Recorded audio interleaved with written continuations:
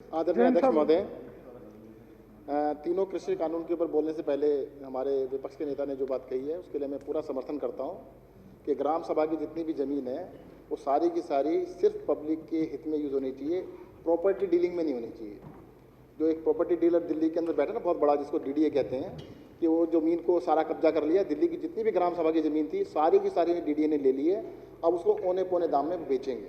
मैं बिल्कुल पुरजोर समर्थन करता हूँ इस बात का कि अब वो डीलर को बेचने का मौका ना दिया जाए। जनता के हित में वहाँ पे स्कूल बने, हॉस्पिटल बने, डिस्पेंसरी बने, पार्क बने और सारे के सारे सदस्य समर्थन करें। अध्यक्ष जी, जो 3 कृषि कानून बने उनमें कहा गया है कि वो किसानों के हित में बनाए गए। मैं छोटा सा हल्का सा आपको इसका जिक्र करता हूँ। एक कानून कहता है कि आपको भंडारण क्षमता को लिमिट को हटा दिया गया। ये तो पहले भी नहीं थी। अगर किसान ने अपनी फसल को भंडार करना, उसमें कोई लिमिट कभी लगी ही नहीं। अगर उसने अपनी फसल पैदा की है, अपनी फसल को भंडार कर सकता था, तो वो हटा किसके लिए रहे हैं?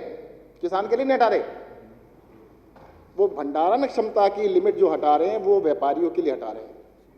और आपको पता होगा पंजाब के अंदर एक कंपनी ने कई सौ एकड़ की भंडारण क्षमता इस कानून के आने से पहले तैयार कर ली। उसे पता था कि लिमिट हटने वाली है, यानी कानून बनाने में उनका कोई योगदान था कंपनी वालों का।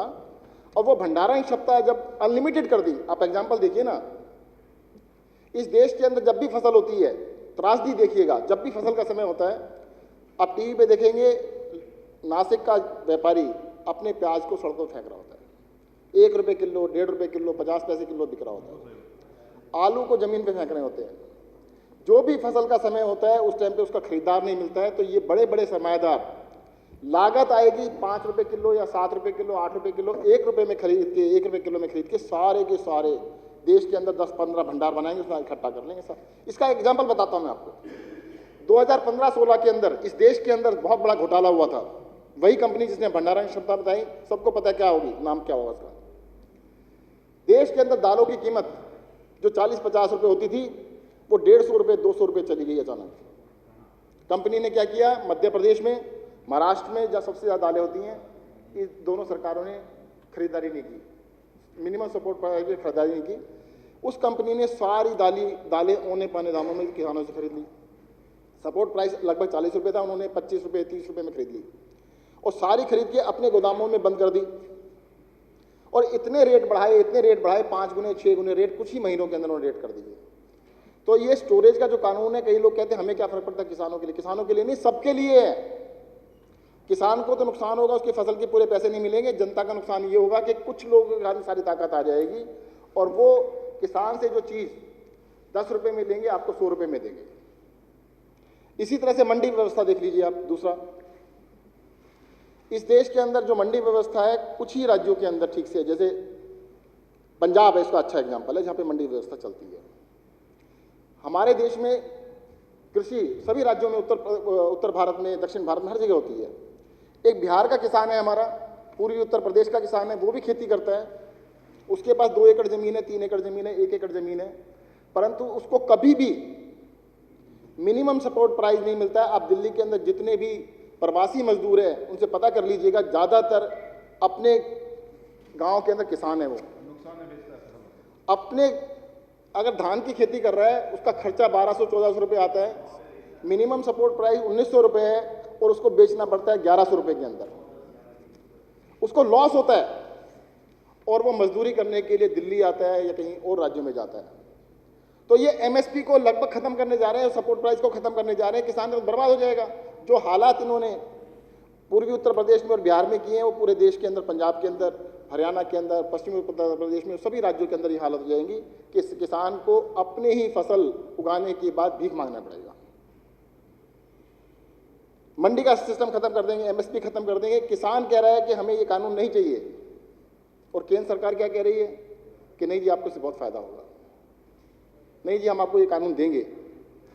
अभी भी आपने देखा हमारे माननीय प्रतिपक्ष के नेता, उन्होंने किसी भी बजट, किसी भी कानून के बारे में एक भी तारीफ शब्द नहीं बोला। क्या बताया उन्होंने? कहा स्टैंडर्ड जुमले कि किसानों की आय डबल हो जाएगी। ये तो जुमला है ना। जुमले मारने के अलावा उन्होंने ये नहीं बताया कैसे। मैं कह रहा हूं ना कि अगर आपने भंडारण क्षमता को अनलिमिटेड कर दिया तो उससे किसान को क्या मिलने वाला है, किसान को क्या फायदा होगा, ये बता दो। एक कानून बता रहे हैं कि आप पूरे देश में कहीं भी बेच सकते हो। ठीक है जी, एक किसान है, उसने 2 एकड़ के अंदर अपना घिया उगाया या गोभी उगाई या टमाटर उगाया, कहते हैं कि मद्रास के अंदर ना 14 रुपये किलो है। अब मद्रास तक लेके कौन जाएगा, तो बता दो उसको, बेच के कैसे आएगा, बता होगा कैसे। तो ये सारे के सारे कानून सिर्फ एक चीज को ध्यान में रखकर बनाए गए हैं कि जो बड़ी बड़ी कंपनियां हैं, और बड़ी बड़ी कंपनियां भी क्या है, 2 या 3, उन कंपनियों को ध्यान में रख के बनाया गया। जैसे कि अमेरिका में एक समय हुआ था, उन्होंने पूरा सिस्टम इन बड़ी बड़ी कंपनियों के हवाले कर दिया था। इस देश के अंदर भी पूरी की पूरी कृषि को, हमारे देश की आधी आबादी कृषि पे आज भी आधारित है, सबको ये मजदूर बना देंगे, मालिक से उनको मजदूर में कन्वर्ट कर देंगे और इस देश का सत्यानाश होगा। मेरा जो अभी हमारे साथी जर्नैल सिंह जी ने प्रस्ताव रखा है, मेरा ये कहना है कि जो तीनों कृषि कानून हैं, इनको अनकंडीशनल केंद्र सरकार को वापस लेना चाहिए और इस कानूनों को वापस लेके किसानों की त्रासदी को ख़त्म करना चाहिए। 600 के करीब किसान बॉर्डर पे बैठे, उनकी मृत्यु हो चुकी है, 30 के करीब आत्महत्या भी कर चुके हैं, जो कि बहुत ही दुखद है। केंद्र सरकार को उसको सोचना चाहिए और इन कानूनों को वापस लेना चाहिए। धन्यवाद।